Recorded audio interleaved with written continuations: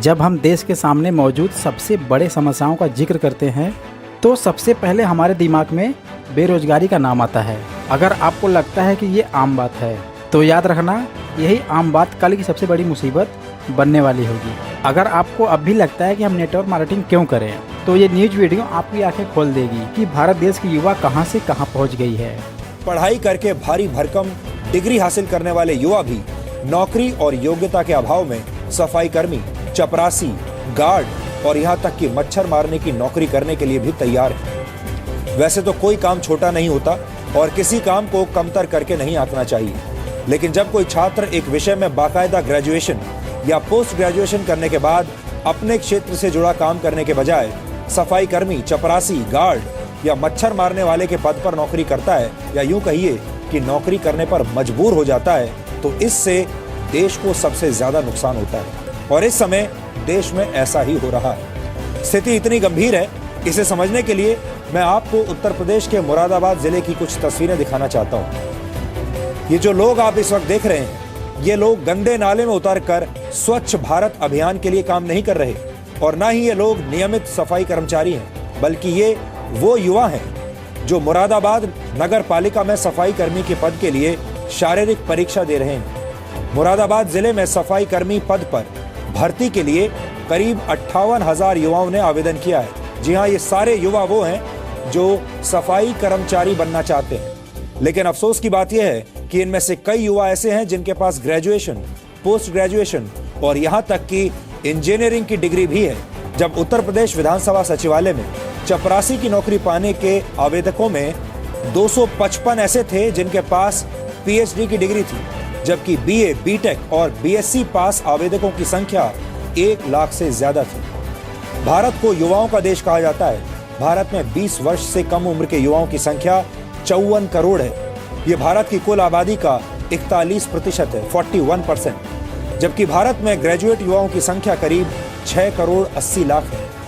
युवाओं का देश कहे जाने वाले भारत में हर वर्ष 30 लाख से ज्यादा युवा ग्रेजुएट या पोस्ट ग्रेजुएट की पढ़ाई पूरी करते हैं, यानी पोस्ट ग्रेजुएशन की पढ़ाई हर साल इतने लोग पूरी कर लेते हैं। ऐसे हर 3 युवा ग्रेजुएट्स में से एक बेरोजगार रह जाता है। भारत में नौकरी करने की उम्र 15 वर्ष से 60 वर्ष के बीच मानी जाती है। भारत में इस उम्र के लोगों की संख्या करीब 73 करोड़ है। इनमें से सारे लोग एम्प्लॉयबल नहीं है। 73 करोड़ लोगों में से एक सीमित संख्या ही ऐसी है जो कि नौकरी के लायक है, और नौकरी के लिए योग्य लोगों में भी सबको नौकरी नहीं मिलती। इनमें से भी 2 करोड़ 70 लाख लोग ऐसे हैं जिनके पास कोई नौकरी नहीं है।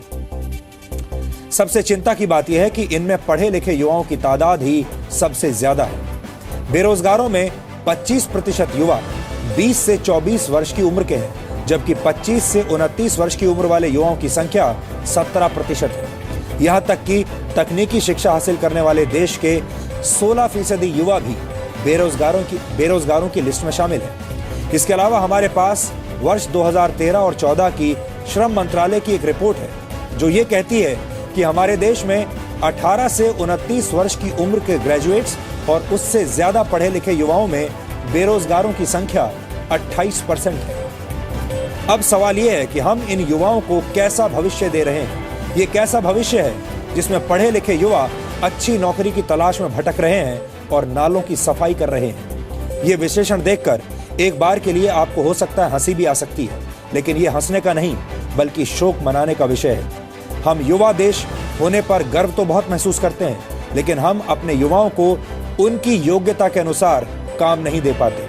पढ़े लिखे बेरोजगारों की ऐसी दयनीय हालत के लिए हमारी शिक्षा व्यवस्था भी उतनी ही दोषी है, लेकिन हमारे सिस्टम को लगता है कि सब कुछ ठीक ठाक है। सबसे पहले आपको यह देखना चाहिए कि जब ग्रेजुएट और पोस्ट ग्रेजुएट युवा सफाई कर्मचारी के पद के लिए आवेदन करने पर मजबूर हो जाते हैं तो फिर क्या होता है। हाल चाल ठीक ठाक है, सब कुछ ठीक ठाक है। हाल चाल ठीक ठाक है, सब कुछ ठीक ठाक है। बीए किया है, एमए किया, लगता है वो भी एमए किया। बीए किया है, एमए किया, लगता है वो भी एमए किया। काम नहीं है वरना यहाँ आप की दुआ से सब ठीक ठाक है।